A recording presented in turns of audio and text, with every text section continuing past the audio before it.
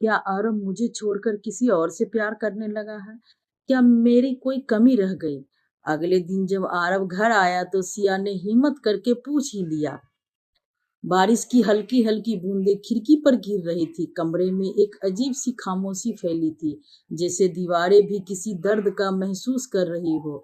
सिया खिड़की के पास खड़ी थी और उसकी आंखों से आंसू चुपचाप बह रहे थे। सिया और आरब की शादी को 10 साल हो चुके थे। शुरू शुरू में उनका रिश्ता बहुत खूबसूरत था। दोनों एक दूसरे से बेहद प्यार करते थे। छोटी छोटी खुशियों में भी वे दुनिया की सबसे बड़ी खुशी महसूस करते थे। आरब जब ऑफिस से घर लौटता तो सिया दरवाजे पर उसका इंतजार करती। दोनों साथ में चाय पीते, बातें करते और हंसते। उसके घर में प्यार और सुकून था। लेकिन धीरे धीरे सब बदलने लगा। आरब की नौकरी में बहुत व्यस्तता बढ़ गई।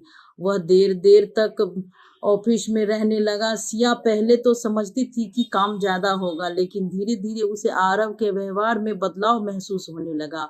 अब आरव घर पर आकर ज्यादा बात नहीं करता था। फोन पर किसी से चुपचाप बात करता था, कभी कभी मुस्कुराता भी था, लेकिन वह मुस्कान अब रिया के लिए नहीं थी।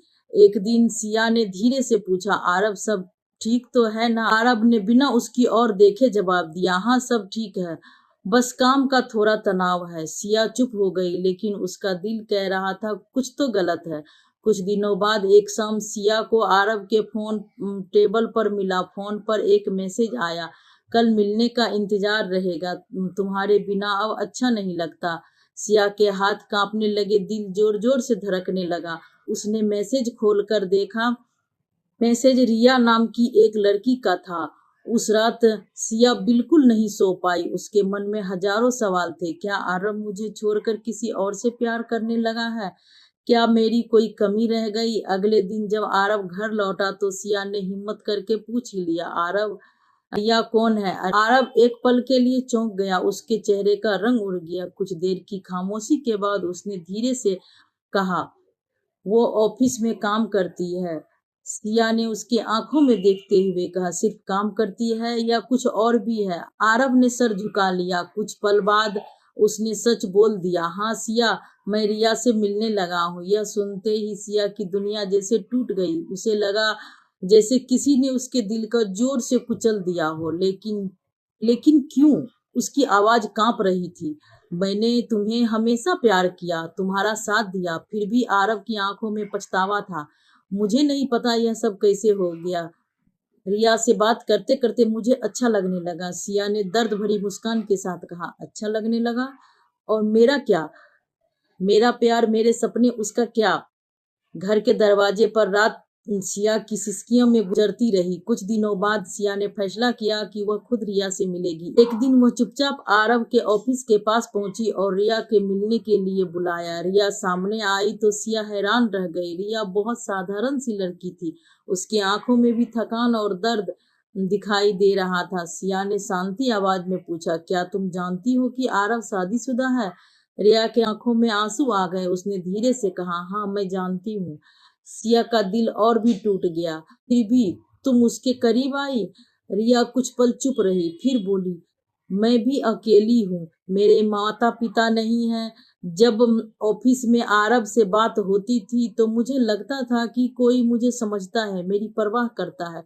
सिया के आंखों से आंसू थे, लेकिन उसके दिल में गुस्से से ज्यादा दर्द था। लेकिन तुम्हें पता था कि वह किसी और का पति है, किसी और की दुनिया है? रिया ने सर झुका लिया, हाँ, शायद मेरी यही सबसे बड़ी गलती है। उस दिन तीनों की जिंदगी एक मोड़ पर खड़ी थी। घर लौटकर सिया बहुत देर तक सोचती रही। वह चाहती तो आरब को छोड़ सकती थी या रिया को दोष देकर सब खत्म कर सकती थी, लेकिन उसके दिल में अभी भी आरब के लिए प्यार था। उस रात सिया ने आरब से कहा, अगर तुम सच में रिया से प्यार करते हो तो तुम उसके पास जा सकते हो। आरब ने हैरानी से उसकी ओर देखा और बोला, और तुम? सिया की आंखों से आंसू बह रहे थे। मैं जी लूंगी, लेकिन किसी को मजबूर करके अपने पास नहीं रख सकती। सिया के शब्द में आरब के दिल को झकझोर दिया।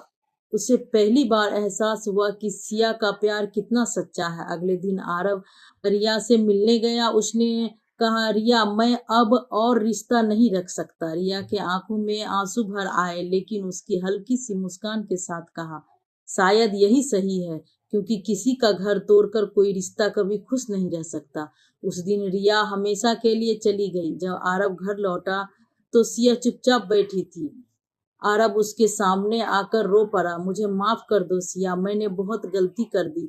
सिया के आंखों से भी आंसू थे। कुछ घाव ऐसे होते हैं जो जल्दी नहीं भरते, लेकिन सच्चा पछतावा और सच्चा प्यार धीरे धीरे टूटे दिल को जोड़ने की कोशिश जरूर करता है। उस रात दोनों बहुत देर तक चुप बैठे रहे। बारिश अब भी हो रही थी, लेकिन शायद उस बारिश के साथ उसके दर्द का कुछ हिस्सा भी बह रहा था, क्योंकि कभी कभी रिश्ते टूटते नहीं, बस उन्हें फिर से संभालने के लिए बहुत हिम्मत और सच्चाई की जरूरत होती है। इस कहानी में क्या सिया ने सही किया? कमेंट में जरूर बताएं।